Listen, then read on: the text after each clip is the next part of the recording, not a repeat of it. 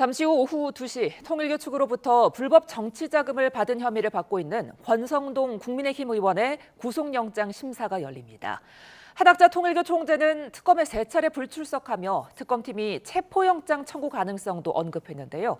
이고은 변호사와 함께 관련 내용 짚어봅니다. 안녕하십니까? 안녕하세요. 예, 잠시 후 2시부터 이제 국민의힘 권성동 의원의 영장 실질심사 열릴 예정인데 결과 어떻게 전망하십니까? 일단은 혐의 소명 그리고 이제 증거인멸의 우려랄지 아니면 이 도망의 우려 이런 것들에 대해서 이제 판단을 어떻게 될까를 좀 지켜봐야 될 것 같습니다. 일단 혐의 소명 문제에 대해서는 사실 윤영호 전 통일교 간부에 대해서 이미 구속영장이 발부가 됐다라는 점 그리고 꽤나 많은 증거를 이 특검에서 이미 확보했다라는 점 등을 종합해 볼 때 혐의 소명은 비교적 어렵지 않게 되지 않을까 싶고요.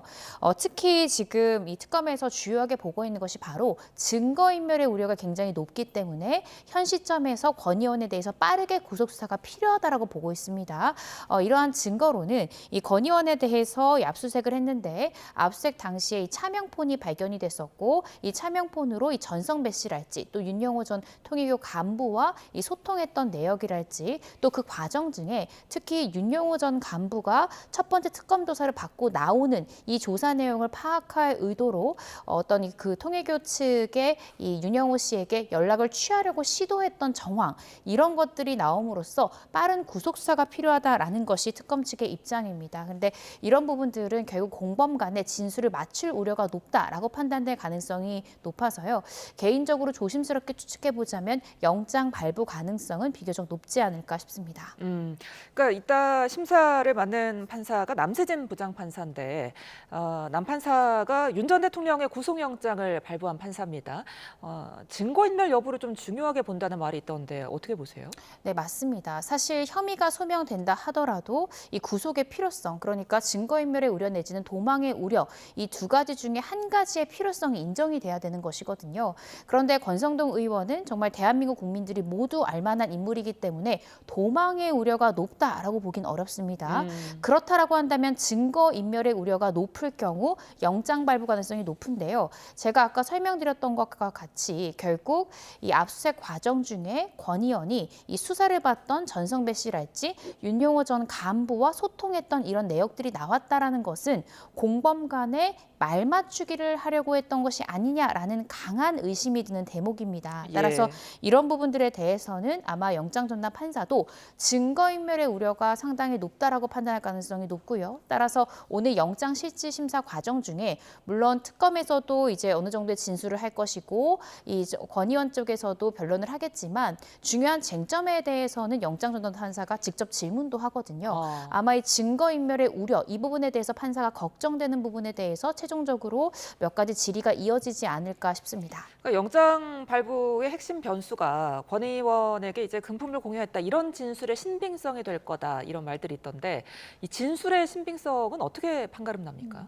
보통 피의자들이 자백하지 않는 한 혐의를 부인하게 되면요. 일관되게 혐의를 부인합니다. 지금 권성동 의원 같은 경우에는 내가 검사 생활도 상당히 오래 했던 인물이고 내가 정치 경력도 이렇게 긴데 문제가 될 만한 돈을 받을 사람은 아니다라는 취지로 혐의를 전면 부인하고 있습니다.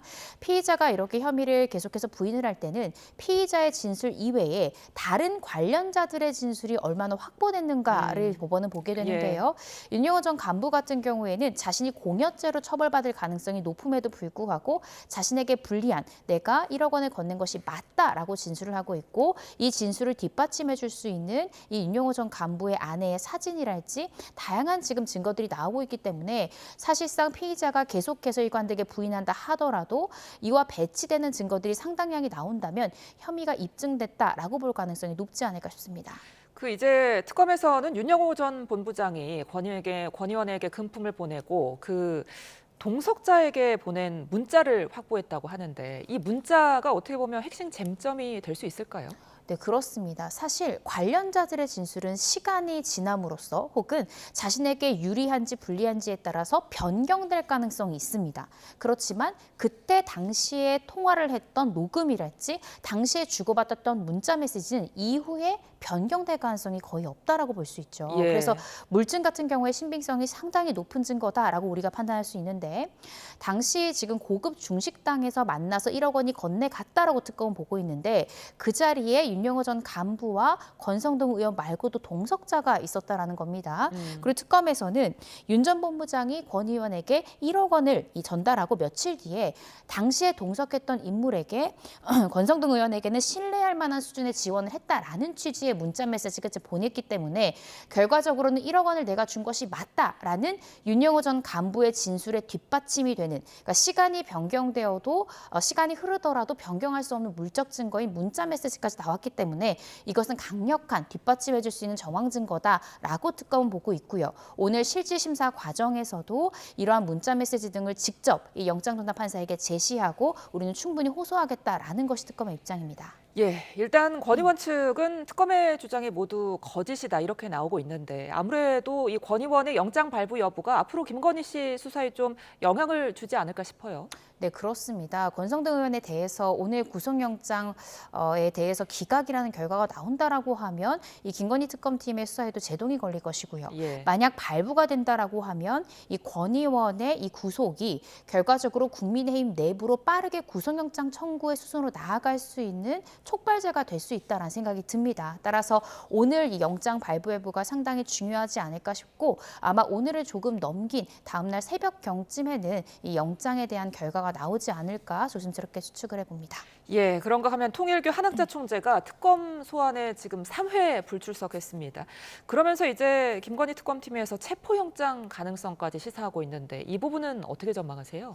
네, 어제 브리핑에서 이제 한학자 총재가 최종적으로 세 차례 가량 불출석했다라고 특검이 밝혔습니다. 그러면서 한 총재의 개인적인 사정을 우리는 충분히 받아준 것 같다라는 취지로 브리핑을 했습니다. 이 말인즉슨 그간 몇 번의 조사 연기가 있었고 또 건강상의 이유로 또 심장 어떠한 시술을 이유로 이런 부분들에 대해서 우리가 충분히 이 피의자의 입장을 들어주었음에도 불구하고 조사일이 임박해서 못 나가겠다, 임박해서 못 나가겠다 이렇게 반복하는 거에 대해서 더 이상 수사기관이 특검은 좌시하지 않겠다라는 것이거든요. 그런데 통상 피의자가 3차례 이상 이 정당한 출석 요구에 불응할 경우에 보통 수사기관은 체포영장 청구합니다. 특히 특검 같은 경우에는 수사기한이 굉장히 타이트하게 정해져 있기 때문에 계속해서 이유 없이 불출석하는 이런 부분에 대해서 묵과할 수는 없다라고 생각이 들거든요.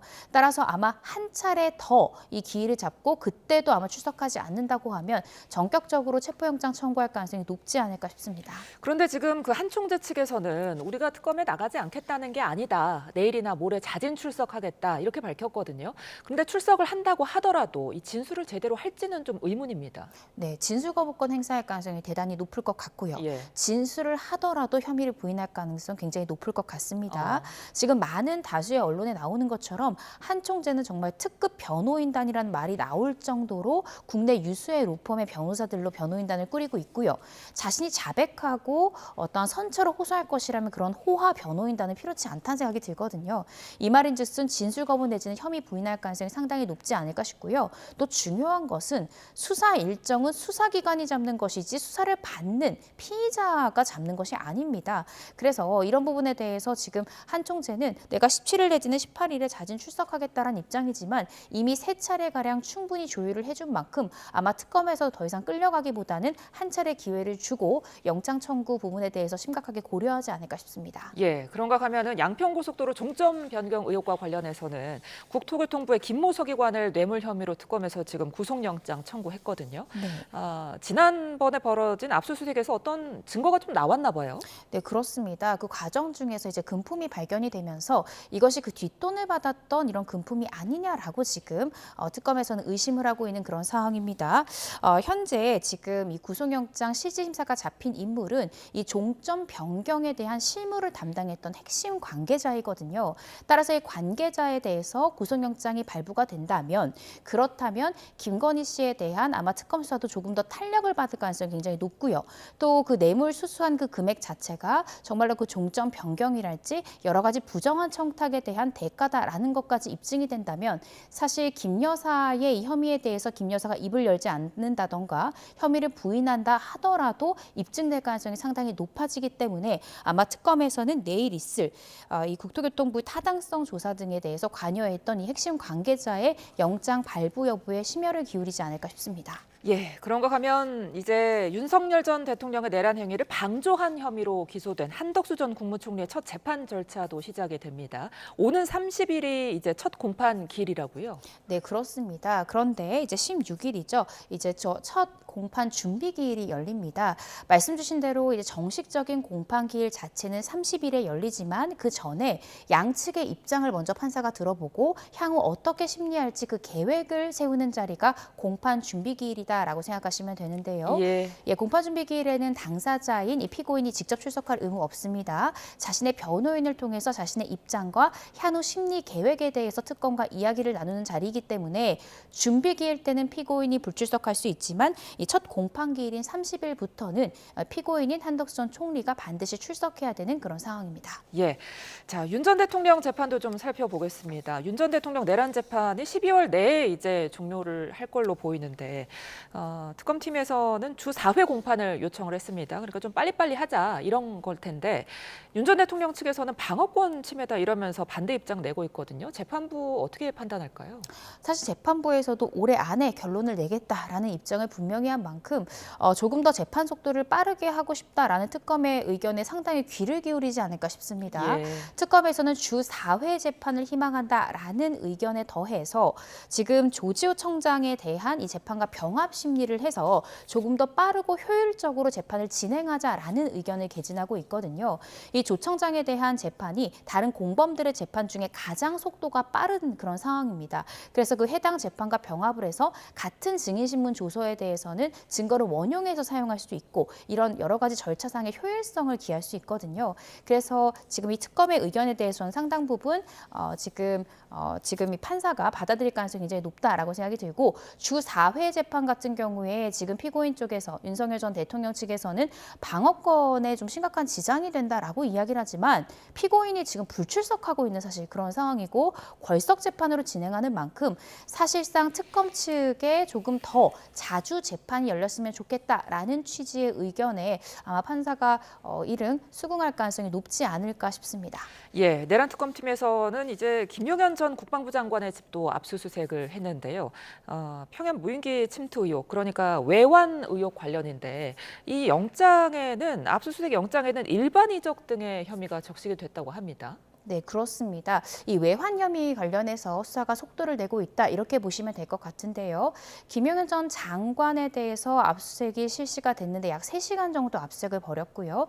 그때 당시에 적혀졌던 그 죄명 자체가 이 외환 유치죄가 아니라 일반 이적죄가 적용이 되었습니다. 이 외환죄 같은 경우까지 적용을 하려면 결국 외국과 통모, 함께 공모했다라는 점까지 입증을 해야 되는데 현재 특검에서는 이 북한과 통모했다라는 점까지 입증은 조금 어려운 상황이다라고 판단한 것 같고요. 대신에 일반 이적죄 같은 경우에는 여러 가지 행위 태양을 이용해서 이 대한민국의 군사상 이익을 해치기만 해도 성립하는 범죄고요. 형량 또한 무기 또는 3년 이상의 징역형으로 벌금형 자체가 없는 굉장히 중한 형입니다. 그래서 이 형을 지금 현재 이 죄명을 적용을 해서 압수수색을 단행했고요. 이 관련 공범에 대한 아마 소환 조사도 빠르게 이루어지지 않을까 싶습니다. 이제 특검팀에서는 윤 전 대통령과 김용현 전 장관 그리고 김용대 드론작전 사령관 그리고 이승호 합동참모본부 작전본부장이 공모한 걸로 지금 판단한 것 같은데 이 부분이 수사에 어떤 영향 미칠까요? 결국 공범 관계 그리고 공모 내용을 밝히는 것이 핵심이다라는 생각이 듭니다. 예. 지금 특검에서 보고 있는 이 공범들은 아마 공모 관계뿐만 아니라 대한민국의 군사상 이익을 해칠 의도 자체가 없었다라는 취지로 혐의를 부인할 가능성이 대단히 높거든요. 자신의 행위 내지는 고의 자체를 부인할 가능성이 굉장히 높은 공범을 상대로 공범들끼리의 이 공모 관계까지 밝혀야 된다라는 점이 지금 특검이 나아가야 되는 핵심 쟁점이고요. 이것이 공범 관계에서 가장 중요한 수사의 쟁점이지 않을까 싶습니다. 예, 끝으로 최상병 특검 상황도 좀 살펴보겠습니다. 이번 주에 이종섭 전 장관 그리고 김정은 목사에게 출석을 통보했는데 이런 핵심 사건 관계인 조사에서 새로운 내용들 밝혀낼 수 있을까요? 일단은 소환에 성공을 해야 되겠고요. 또 불러서 많이 준비한 부분에 대해서 지금 여러 가지의 조사가 심층적인 조사가 필요할 것으로 보여집니다. 지금 다수의 개신교 관련한 관계자들의 참고인 소환에 지금 계속해서 불응하고 있고요. 결국 불발된 그런 상황이기 때문에 특검은 한정된 시간 안에서 참고인 신분이든 피의자 신분이든 빠르게 소환해서 물어볼 부분에 대한 사실 확인을 신속하게 하는 것이 굉장히 중요한 상황입니다. 따라서 아마 조사 준비도 철저히 했을 것이지만 지금 불발되고 있는 참고인들에 대한 아마 2차, 3차의 소환 계획도 현재 세우고 있지 않을까 싶습니다. 최상병 특검 수사의 변수를 꼽자면 아무래도 참고인 소환이 될까요? 어떻게 보세요? 네, 저는 그렇게 생각합니다. 사실 참고인 같은 경우에 피의자가 아니기 때문에 수사상 꼭 필요하다 할지라도 출석을 거부할 경우에 강제할 수 있는 수단이 없거든요. 피의자는 조사를 거부할 경우에 체포영장을 청구할 수 있지만 참고인들은 그런 부분이 없기 때문에 현재로서는 불발되고 있는 참고인들을 최대한 설득하든지 아니면 서면 조사 등의 다양한 방법을 통해서 지금 특검이 확인하고 싶은 참고인들의 진술 여부를 빠르게 확인하는 것이 수사의 관건이 되지 않을까 싶습니다. 알겠습니다. 특검 상황 지금까지 이고은 변호사와 짚어봤습니다. 고맙습니다.